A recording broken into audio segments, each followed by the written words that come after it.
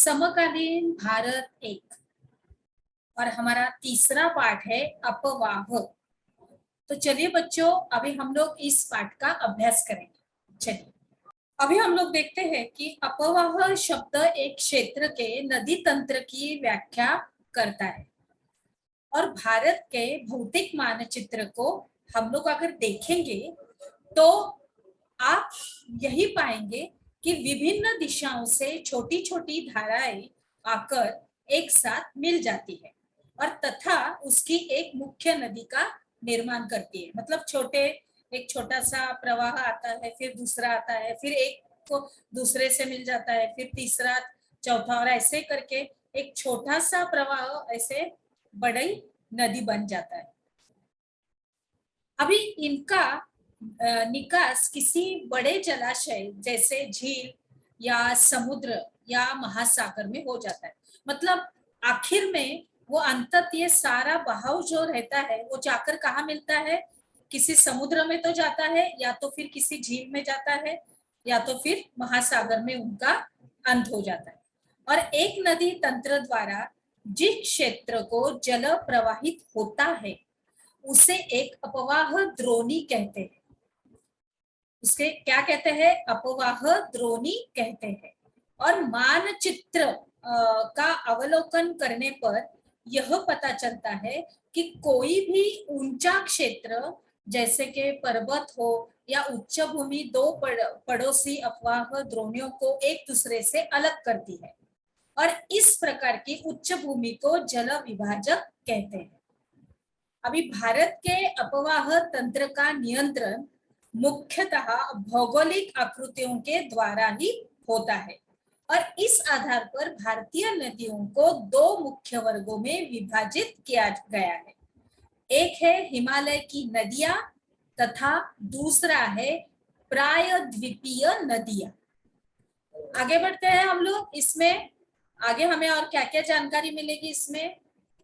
अभी भारत में अपवाह तंत्र किस तरह से है देखते हैं।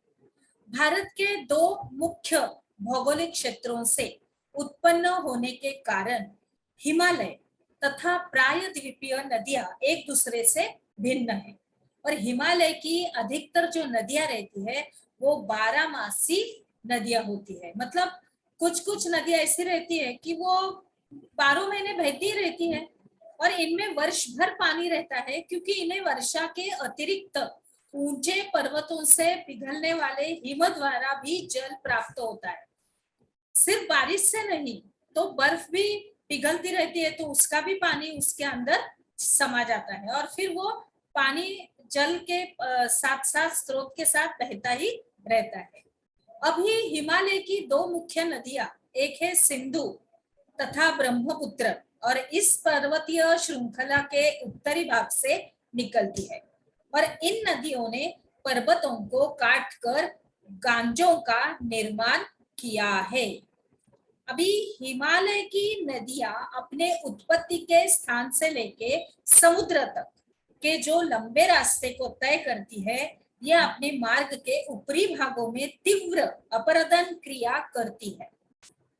इसका मतलब क्या है कि ये बहती रहती है और अपरदन क्रिया उसके साथ ही चलती रहती है और अपने साथ भारी मात्रा में सिल्ट एवं बालू का संवहन करती है। अभी नदी इतने जोर से बहती है कि अपने साथ वो कुछ चीजें भी बहा कर लेके जाती है। ये तो मैं और आप सभी लोग जानते हैं। तो उसमें कुछ सिल्ट रहता है एवं बालू का कुछ मिश्रण रहता है, तो वो बहते बहते लेके जाती है। अभी मध्य एवं निचले भागों में ये नदियां विसर्प, गोखुर झील तथा अपने बाढ़ वाले मैदानों में बहुत सी अन्य निक्षेपण आकृतियों का निर्माण करती है और ये पूर्ण विकसित डेल्टाओं का भी निर्माण करती है। अभी अगर अधिकतर प्रायद्वीपीय नदियां ये मौसमी होती है। मौसमी मतलब उनका जो मौसम रहता है उसमें ही वो बहती रहती है, क्योंकि इनका प्रवाह वर्षा पर निर्भर करता है, यानी कि बारिश के ऊपर ही ये पूरे की पूरी निर्भर है। और शुष्क मौसम में बड़ी नदियों का जल भी घटकर छोटी छोटी धाराओं में बहने लगता है। अभी हिमालय की नदियों की तुलना में प्रायद्वीपीय नदियों की लंबाई कम तथा छिछली है, और फिर भी इनमें से कुछ केंद्रीय उच्च भूमि से निकलती है तथा पश्चिम की तरफ बहती है। अभी हम लोगों को एक प्रश्न पूछा गया है कि क्या आप इस प्रकार की दो बड़ी नदियों को पहचान सकते हैं? और प्रायद्वीपीय भारत की अधिकतर नदियां पश्चिमी घाट से निकलती है तथा बंगाल की खाड़ी की तरफ बहती है। आगे बढ़ते हैं बच्चों, यहाँ तक समझ में आया हमारी नदियां कैसे रहती है। हिमालय पर्वत के आगे हम लोग अभी पढ़ते पढ़ते जा रहे हैं। बहुत ही दिलचस्प ऐसे हमारे ये पाठ है जिसमें हमें बहुत सारी जानकारी मिल रही है। आगे बढ़ते हैं बच्चों, अभी हम लोग यहाँ पे कुछ देख रहे हैं कि हिमालय की नदियां, और हम लोग कुछ नदी का स्रोत भी देख रहे हैं कि नदी की विभिन्न अवस्थाएं कैसी रहती है। देखिए, सबसे पहले नदी का स्रोत दिखाई दिया गया है और ऊपरी वाला भाग, उसके बाद मध्य भाग है, उसके बाद विसर्प है, उसके बाद गोखुर झील, फिर सिंचल भाग और फिर डेल्टा। यानी कि सभी नदी का जो भाग है वो विस्तृत रीति से एकदम विभिन्न उसकी अवस्था है, इस आकृति में हम लोग देख रहे हैं। अभी हिमालय की नदियां कौन कौन सी है, तो सिंधु है, गंगा तथा ब्रह्मपुत्र हिमालय से निकलने वाली प्रमुख नदियां है। और ये नदियां लंबी है तथा अनेक महत्वपूर्ण एवं बड़ी सहायक नदियां आकर इनमें मिलती है। और किसी नदी तथा उसकी सहायक नदियों को नदी तंत्र कहा जाता है। आगे बढ़ते हैं बच्चों, उनके साथ जो मिल जाती है दूसरी भी नदियां, तो उसको नदी तंत्र बोलते हैं। जैसे कि एक नदी बह रही है लेकिन उसके अंदर दूसरी भी नदी आके उसको मिल जाती है, तीसरी भी नदी आके मिल जाती है, तो पूरे एक साथ वो बहने लगते हैं। अभी हम लोग पहले अभ्यास करेंगे सिंधु नदी तंत्र का। देखते हैं क्या क्या है इसमें लिखा हुआ। तो सिंधु नदी का उद्गम मानसरोवर झील के निकट तिब्बत में है। तिब्बत में है इसका उगम कहाँ हुआ है, मानसरोवर झील, एक झील है वहां से वो उगम पाई गई है। और पश्चिम की ओर बहते हुए यह नदी भारत में लद्दाख से प्रवेश करती है। ये पूरा पाकिस्तान का भाग है और वहां से वो प्रवेश करती है भारत में। और इस भाग में यह एक बहुत ही सुंदर दर्शनीय गार्ज का निर्माण करती है।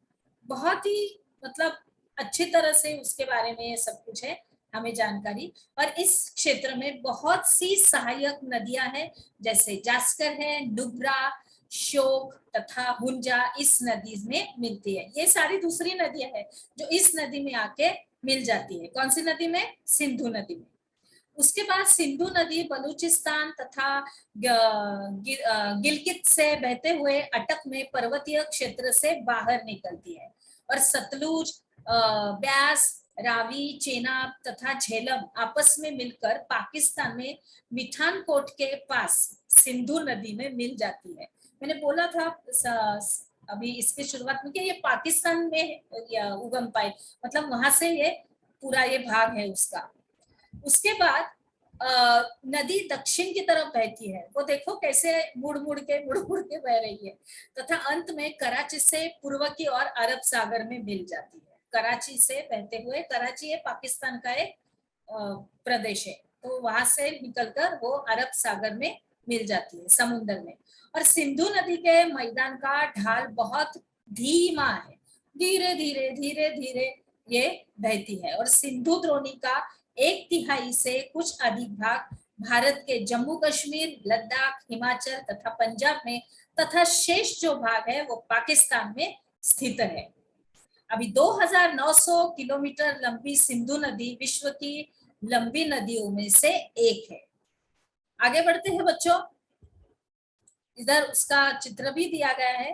देवप्रयाग में भागीरथी एवं अलकनंदा का संगम है। ये देखिए, मैं हम लोगों के पाठ्य पुस्तक से ही लिया गया है।